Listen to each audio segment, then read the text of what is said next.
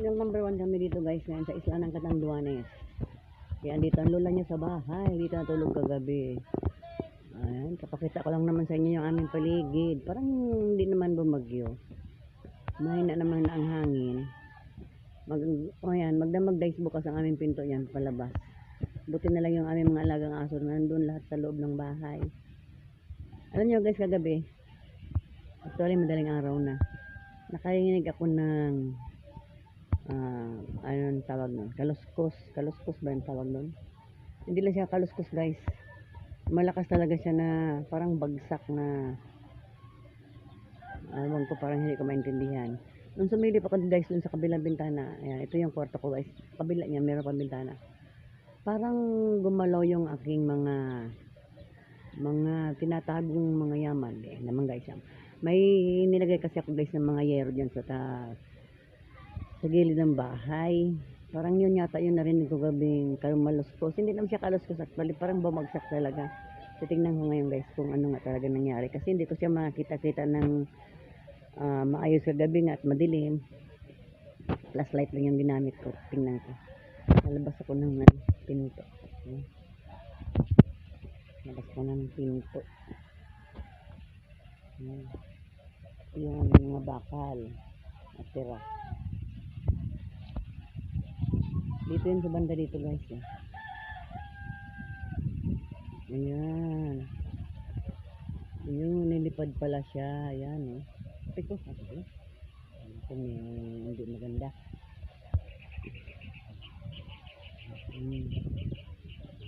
Sobrang lakas ang hangin kagabi guys. Ayan nasira yung kamada ng aking mga yero. Ayan, akala ko kung ano yung bumalabog kagabi.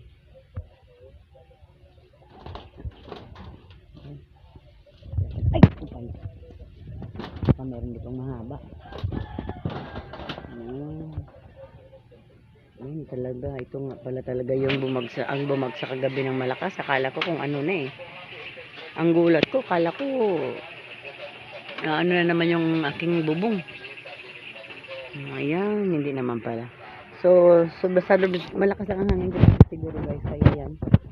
Nawala yung posisyon niya doon. Dito kasi yan dati tinambak na namin yan dyan Ayan lumipad lang siya ng konti. Ito yan aming palibot guys Ayan yung gagawin na fish pan hindi pa napapuno ng tubig ulan. Yan. Dito lang yan guys sa may katabi ng bahay ko. Alis na ako. May slide dito. Ayan, hindi ko na alam kung ano na meron dito sa aming paligid And so guys, hindi muna tayo mga pagtinda ngayon. Gawa nga ng may bagyo, walang biyahe ang aming mga barko. Ito yung bayawasan guys Ang daming bunga niyan guys, mas ganyan yan. Ang daming bunga, kaya natutuwa yung mga bata dito magsikuha ng bunga niyan. Kasi maya lang may mga hinog na. Balik ako sa loob guys.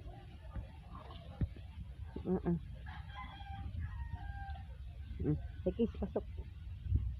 Okay mo yung aming pinto, hindi na maayos-ayos. Ito yung ating plywood. Isa, dalawa, 5, 6, tama. Yung aming mga sementong tira guys, yan, matitigas na siguro ang ilalim nito. Hindi pa matatrabaho at wala tayong mga budget. Ayan, matigas na. Ayan, matigas na. Ganun kayo itong mga patrabaho guys para hindi masasayang.